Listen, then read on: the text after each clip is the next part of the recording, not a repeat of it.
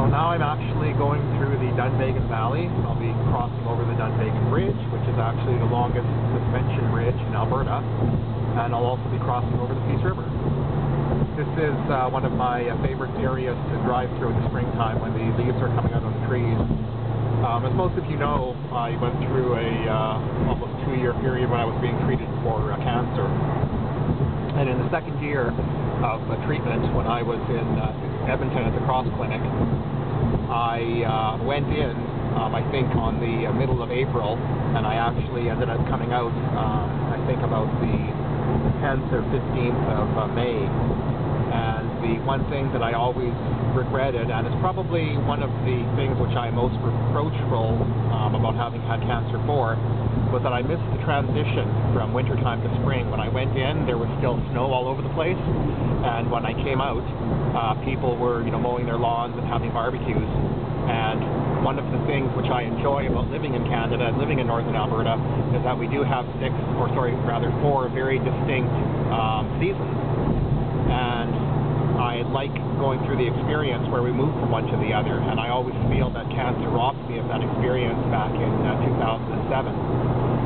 And so for me, it is something that I have a very strong affinity for, and something that I look forward to. Anyways, that's the Dunvegan Valley. This is the Dunvegan Historical Center where people settle, and there used to be a lot of fur trading going on. They done a fairly good job of preserving the buildings there. I've been on tour with my son's class a couple of times.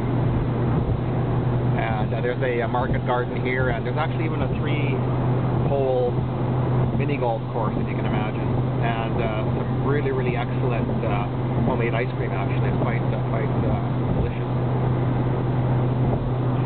Something else which is actually kind of interesting is that there were a group of people that had actually made a paddle wheeler boat in the Peace River, because of course they would allow them to have gambling, I believe.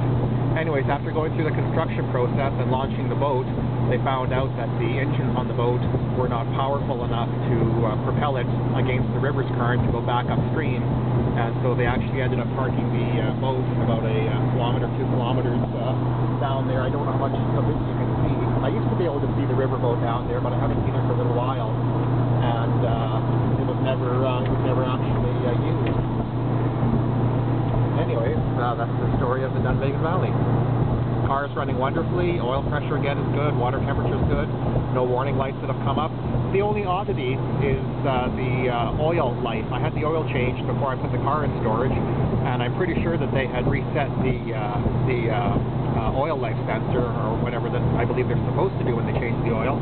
And I was surprised when I just looked at it now, after having had just 100 kilometers on it, that the engine oil life is at 19%. So perhaps they didn't reset it, and I'll have to see what's involved with that.